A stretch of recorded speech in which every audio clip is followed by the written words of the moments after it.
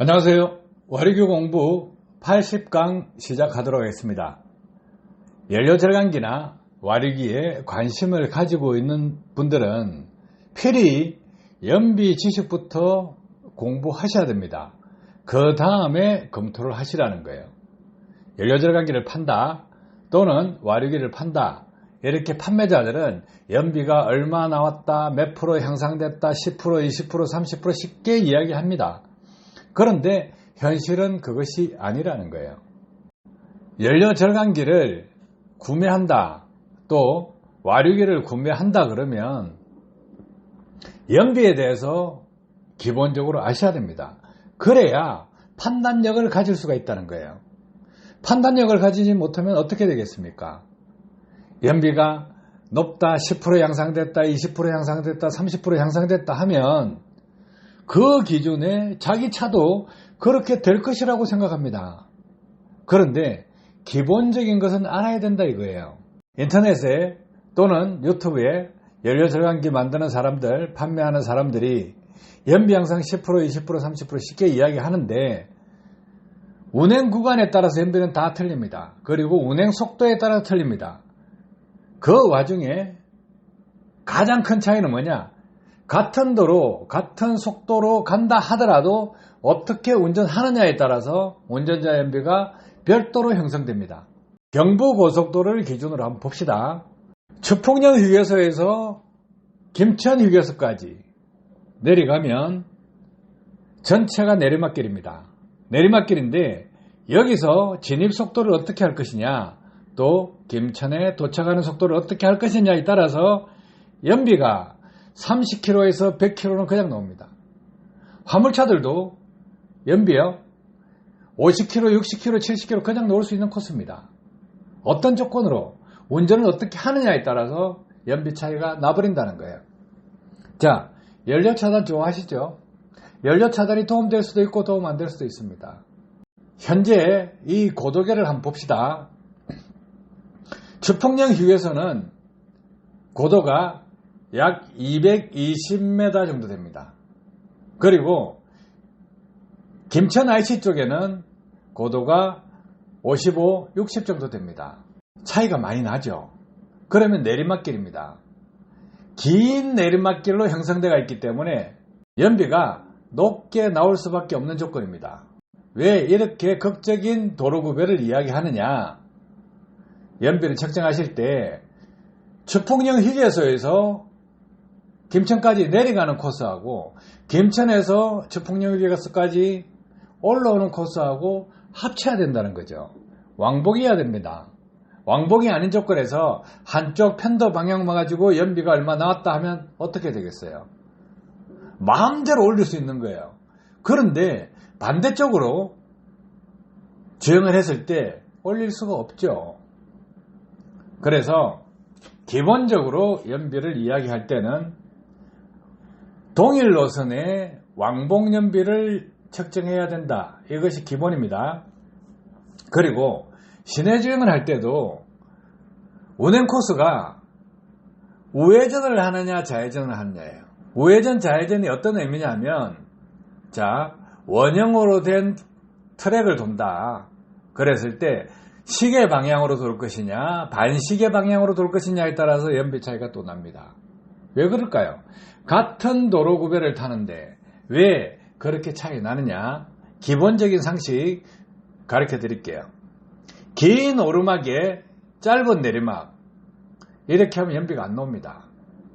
반대로 짧은 오르막에 긴 내리막이 되면 연비가 높게 나옵니다. 그것이 기본이에요. 그래서 도로공사에서 선형공사를 많이 합니다. 어떻게 하면 긴 오르막을 줄일 거냐? 선형공사를 해서 연비가 잘 나오게끔 하려고 합니다. 그래서 선형공사 많이 하죠. 과거에는 경부고속도로 개통할 때 도로 구별까지 많이 반영 못했습니다. 그런데 국가 에너지 절약 차원에서 도로 구별에 대한 선형공사를 합니다.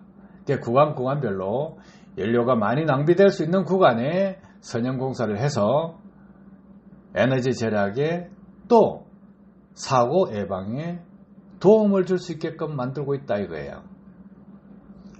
그런데 연료절감기 판매자들, 와류기 판매자들 어떻게 합니까? 경부고속도로에서 주풍령 휴게소에서 김천까지 가는 코스에 연비를 재서 이것이 연비 향상 몇 프로다 이렇게 하면 안 되죠. 인정하실 분 있습니까? 그런데 운전자분들이요, 와류기를 장착하고 나서 연비 20%, 30% 이렇게 하면서 연비가 15km 났다, 20km 났다, 25km 났다, 30km 났다 이렇게 하면 안 된다는 거예요. 자, 소비자가 와류기를 달고 그렇게 하면 되겠냐 이거죠. 자기 자신이 지식이 없기 때문에 그렇게 리뷰를 따서 올린다 하더라도 올리세요 이렇게 하죠. 그러면 자기 자신 때문에 다른 사람이 피해를 볼 수 있다 이 생각은 왜 안 하냐 이거예요. 자기가 몰라서 사기꾼하고 한 편을 먹는 거 좋습니다. 몰라서. 그런데요, 사기꾼은요 그 소비자를 모른다고 봐주지 않습니다. 그냥 그대로 뜹니다. 떠서 연비가 얼마 올라갔다 이렇게 합니다. 기록이다. 도로급에 보면 웃기지 말라는 거예요. 그런 사람요, 도로급에 내리막길 길게 걸린 코스에 10km 15km 타고 나서 연비 얼마 나왔습니다 하면 그거 홍보합니다. 그러면 와류기를 판매하는 사기꾼이나 소비자가 그렇게 띄우는 거나 둘 다 사기꾼이에요. 무식하면요 공부하셔야 돼. 속지 않으려면 스스로 연비 지식부터 먼저 공부를 해야 된다 이거예요. 그래프 한번 봅시다.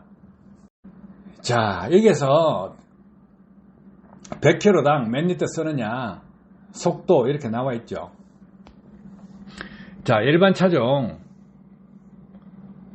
20km 갈 때 연비가 8.3 이렇게 나와 있죠.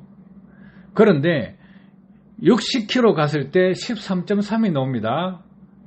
시속 103km 정도 갈 때 10km가 나옵니다.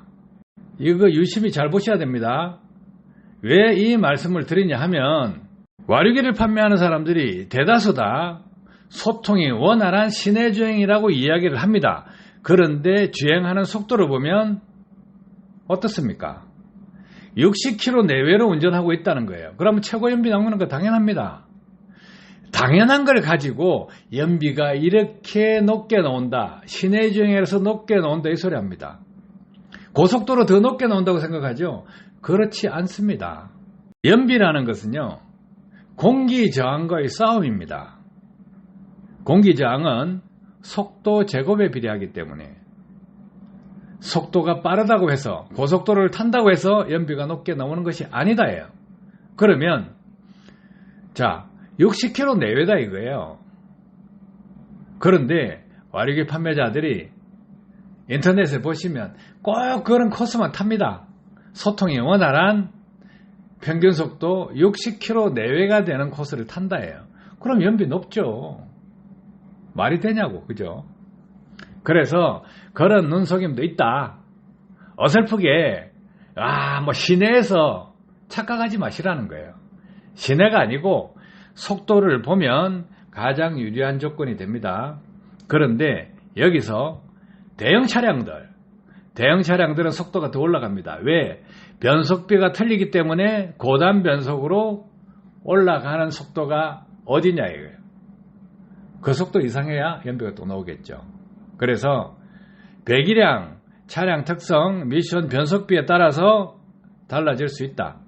그렇기 때문에 자신이 도를 어디를 운행하느냐에 따라서 연비 차이가 난다. 자, 지금 제시된 8.3, 13.3, 10km 이거보다 잘 타려면 어떻게 해야 되냐 이거예요. 이 데이터는 그냥 테스트하는 연비 평길 주행으로 이렇게 뽑았을 겁니다. 그런데 차가 또 달라지면 연비 또 달라지겠죠. 그러면 속도가 낮을 때 연비가 떨어지고, 자 60km 내외를 했을 때 속도가 높아지고 100km가 넘어가면 속도가 떨어진다. 이 그래프대로 움직입니다. 자, 여기서 운전자가 필요해야 될 것은 무엇이냐면 이 데이터들은 일반적인 운전자 데이터입니다. 운전을 잘하면 어떻게 될까요? 이거보다 더 올라가겠죠. 자, 그 밑에 거 한번 봅시다. 그 밑에 거를 보면 하이브리드 차입니다. 하이브리드 차 평균 속도 20km 정도로 오면 연비가 16.7km입니다. 그런데 자, 여기서 보면 70km 정도에서 연비가 33.3입니다. 그런데 속도를 더 올리게 되면 어떻게 되냐 이거예요. 속도를 더 올리게 됐을 때 110km 정도 가면 연비가 25km 정도 됩니다.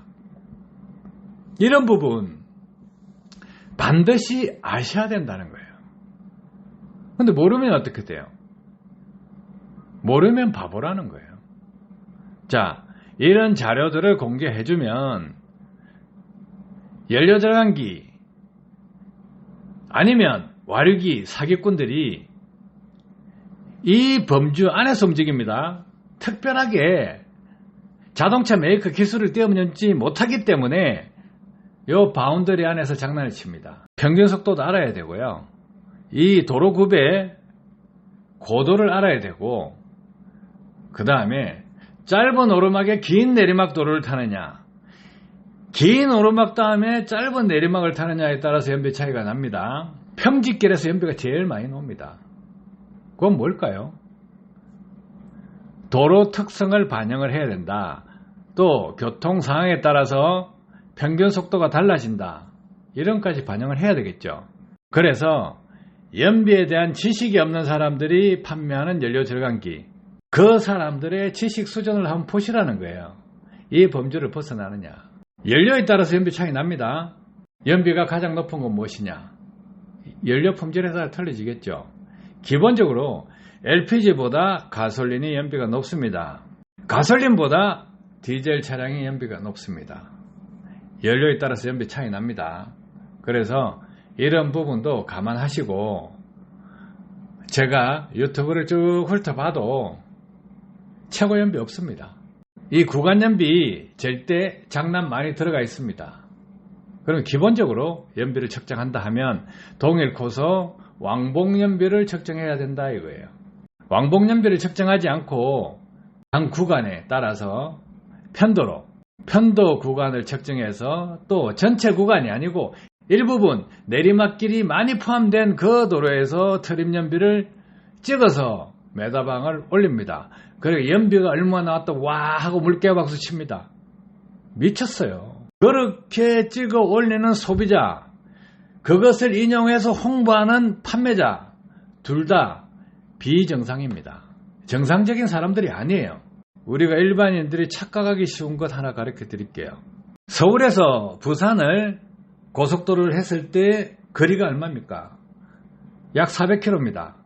400km인데 고속도로를 운행하시는 분들이 하나같이 시속 몇 킬로로 운행해 가냐 하면 100km, 110km, 120km 이렇게 운전한다 그럽니다. 그러면 자 100km를 운행한다고 쳐요. 그러면 400km에 시속 100km면 4시간 만에 도착을 해야 됩니다. 그런데 대부분 운전자들 5시간에 도착해도 시속 100km 탄다 그럽니다. 시속 100km 탄다는 것은요, 400km를 4시간에 가야 되는 거고 5시간 소요됐다면 속도가 80km였다는 거예요. 속도가 빠를 때, 느릴 때 평균값으로 이야기를 해야 되죠. 그런데 사람 심리는 자기한테 유리한 조건, 내세우고 싶은 것, 그 내세우는 것을 좋아합니다. 잘난 척 하는 걸 좋아한다는 거예요. 내가 내다 이런 걸 좋아합니다. 그래서 속도를 올려서 이야기하는 습성이 있습니다. 그렇듯이 연비도 자기 평생에 최고 기록을 가지고 이렇습니다 합니다. 자, 유튜브 한번 쭉 훑어보세요. 훑어보시면 와르기 장착 전에 연비 15km, 16km 탄다는 사람, 이제까지 연비 딱, 누적 연비 딱 보면 10km, 11km, 12km 하고 있어요. 그건 뭡니까? 그 사람들이 자기가 진솔하지 않고 속이고 시장한다는 거예요. 소비자도 자기 잘난 맛에 어깨에 힘주고 싶어서, 목에 힘주고 싶어서 거짓말부터 시작한다는 거예요. 기초부터 거짓말이라는 거예요. 그 사람이 나중에 와리그를 장착하고 나서 띄울 때 어떻게 합니까? 극적인 연비를 만들어 트림만 찍어가지고 연비 얼마 나왔다 이렇게 합니다. 그러면 사기꾼하고 궁합이 쫙 맞겠죠. 그래서 이 영상을 드리는 것은 왜 드리느냐? 자기 잘난 맛에 자기가 우월하고 싶어하는 사람, 그 사람들한테 현혹되지 마시라. 속지 마시라는 거예요. 그것을 또 이용하는 판매자한테 속지 마시라예요. 연료절감 몇 프로 된다 하면 과장 광고, 사기 이렇게 되니까 연료절감 몇 프로라고 이야기 안 하죠. 그런데 소비자가 연비 몇 프로 올라갔다 몇 프로 올라갔다 이렇게 자꾸 끌어모읍니다. 그죠?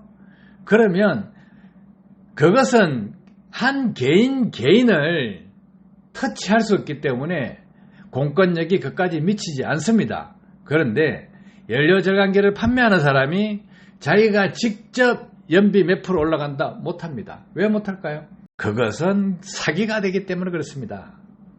그래서 일반 소비자 연비 향상률 몇 프로가 그거 모아가지고 연비가 얼마 올라갔다 이렇게 하는 거죠.